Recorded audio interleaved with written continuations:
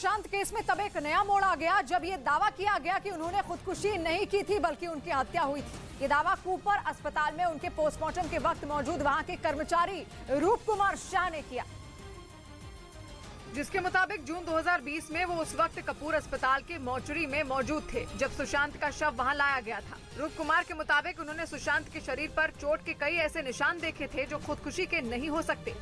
वो मार लगेला अलग ढंग के था, हमने जब देखा तो वो फ्रैक्चर के माफिक था। सुशांत की मौत के करीब 2.5 साल बाद सामने आया ये दावा चौंकाने वाला है, क्योंकि सुशांत की पोस्टमार्टम रिपोर्ट में फंदे से लटकने के दौरान दम घुटने को उनकी मौत की वजह बताया गया था। पिछले हफ्ते ही सुशांत सिंह राजपूत की पूर्व मैनेजर दिशा सालियान की मौत की एसआईटी जांच के आदेश दिए गए थे। उधर श्रद्धा हत्याकांड के आरोपी आफ्ताब का वॉइस सैंपल लिया गया और दिल्ली पुलिस को श्रद्धा और आफ्ताब की एक ऑडियो क्लिप मिली। बताया गया कि ऑडियो क्लिप में दोनों के बीच तीखी बहस हो रही थी, जिसके बाद पुलिस ने आफ्ताब का वॉइस टेस्ट कराने का फैसला किया और उसके वॉइस सैंपल के साथ फेस रिकॉग्नाइजेशन टेस्ट भी कराया गया, जिसकी वीडियो रिकॉर्डिंग भी की गई। जो आवाज है आफ्ताब की वो मिलान कराने के लिए उसे सीबीआई की सीएफएसएल लैब लाया गया है।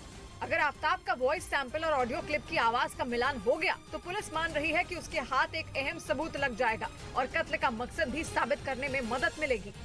इस बीच यूरेशियन टाइम्स वेबसाइट की एक रिपोर्ट के मुताबिक रूस जंग में अब अपनी सबसे खतरनाक मिसाइल को उतारने की तैयारी में है। रूस का दावा है कि उसने इसकी मदद से अमेरिका के सबसे शक्तिशाली B-52 बॉम्बर का तक शिकार किया है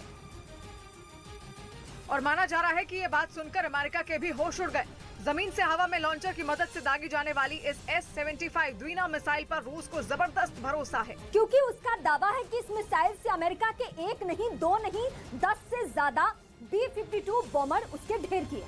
इसके अलावा रूस ने इसकी मदद से चीन और ताइवान के विमानों को तबाह करने का दावा भी किया।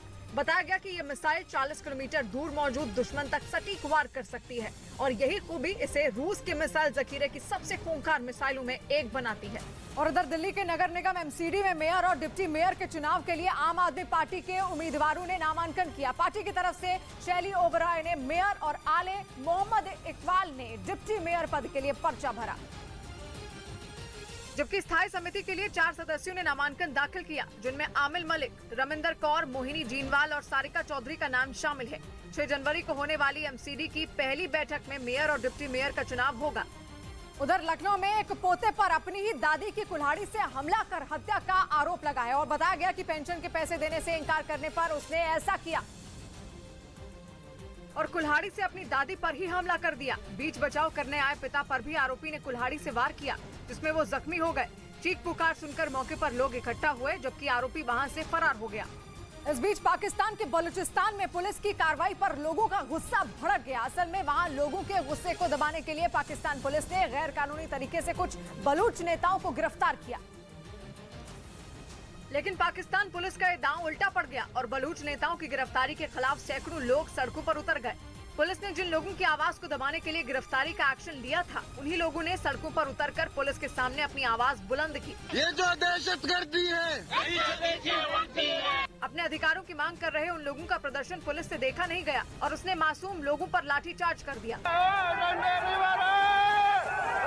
बहुत देर तक बलूचिस्तान की सड़कों पर यह हंगामा चलता रहा। पाकिस्तान सरकार और वहां की पुलिस के खिलाफ हुए इस प्रदर्शन में कई महिलाएं भी शामिल रही। इधर मुंबई के पास नवी मुंबई में कथावाचक देवकीनंदन महाराज को बम से उड़ाने की धमकी दी गई और आरोप है कि धमकी भरा फोन सऊदी अरब से उनके पर्सनल नंबर पर आया, जिसकी जानकारी उन्होंने तुरंत महाराष्ट्र पुलिस को दी, जिसके बाद केस दर्ज कर देवकीनंदन महाराज की सुरक्षा बढ़ा दी गई। इससे पहले इसी साल अप्रैल महीने में शोभा यात्रा के दौरान उन्हें ऐसी धमकी मिली थी।